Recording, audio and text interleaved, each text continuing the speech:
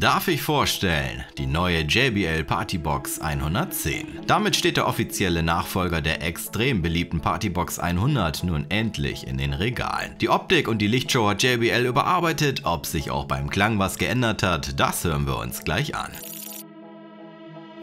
Schön, dass ihr wieder eingeschaltet habt. Mein Name ist Marc und wir geben jetzt zusammen mit der neuen Partybox 100 Gas und Mann, dieses Mal wart ihr echt ungeduldig auf das Teil. Verständlich, denn die Partybox 100 Reihe würde ich mit als erfolgreichste ansehen und das meiner Meinung nach auch absolut zu Recht.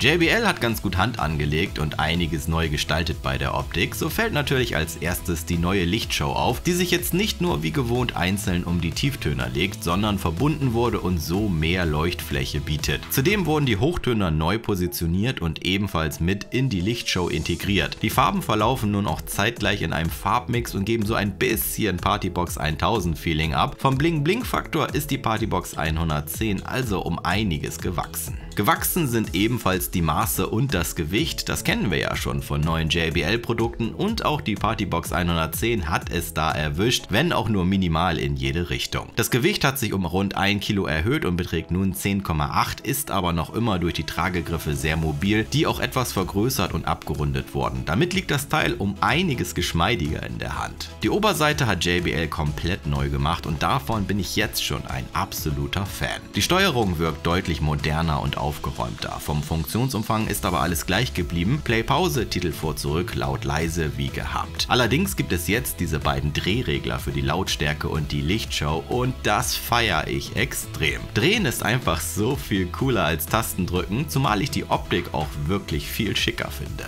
An den Seiten sind die Gummipuffer für den liegenden Betrieb nun wesentlich massiver und stechen auch bei der Optik mehr heraus. Das Ganze hat aber natürlich keine Optikgründe, sondern beschert der Partybox 110 so einen besseren und sicheren Stand. Auch an der Rückseite geht es komplett überarbeitet weiter. Hier sieht man keine offenliegenden Regler oder Anschlüsse mehr, denn die neue 110er ist nach IPX4 gegen Wasser geschützt und da kommt es dann halt besser, wenn alles unter Klappen sitzt. Ansonsten hat sich hier aber bei den Anschlüssen selbst nichts verändert. USB-A-Port, AUX-In, AUX-Out und zwei 6,3er Anschlüsse für Mikro und Gitarre mit separater Pegelung. Aufgeladen wird die 110er mittels normalen Stromanschluss, ebenfalls unter einer Klappe geschützt verbaut und sobald die Partybox Strom bekommt, wird mehr Leistung freigeschaltet, der sogenannte AC-Modus. Das macht sich unter anderem bei der maximalen Lautstärke bemerkbar. Neu ist jetzt die Anbindung an die JBL Partybox App, mit der ihr verschiedene Einstellungen vornehmen und auch Updates aufspielen könnt. Und bevor ihr fragt, dieses Feature bekommen nur die neuen Partyboxen, die alten sind damit nicht kompatibel. Angefangen von der Lichtshow, die hier komplett eingestellt und in der Farbe verändert werden kann, könnt ihr auch Freestyle die Party mit Effekten rocken. Dazu passend gibt es auch 9 voreingestellte DJ-Sounds, die jederzeit eingespielt werden können. Sound ist dann auch das passende Stichwort, denn davon hat die neue 110er natürlich auch wieder einiges im Gepäck. Für Vortrieb sorgen 160 Watt RMS-Leistung aufgeteilt auf zwei 5,25 Zoll große Tieftöner und zwei 2,25 Zoll große Hochtöner. Der Frequenzgang geht dabei runter bis auf 45 Hertz. Neu ist dabei die Position der Hochtöner, die nun nicht mehr oben verbaut sind, sondern recht mittig, was gerade im liegenden Betrieb nun mehr Sinn macht. Ihr habt es vermutlich schon gemerkt, von der reinen Hardware hat sich sonst nichts verändert. Auch beim Akku haut JBL wieder bis zu 12 Stunden an Laufzeit raus. Aufgeladen wird in 3,5 Stunden, das entspricht ebenfalls den Daten der 100er. Ich würde sagen, wir machen die beiden Partyboxen jetzt startklar für den Klangcheck und hören uns mal im direkten Vergleich an, ob sich klanglich was getan hat. Kramt also eure Kopfhörer raus, denn nur so könnt ihr wirklich die Unterschiede hören. Die verschiedenen Lichtmodis wechseln jeweils mit den Liedern, sodass ihr auch das gleich abchecken könnt.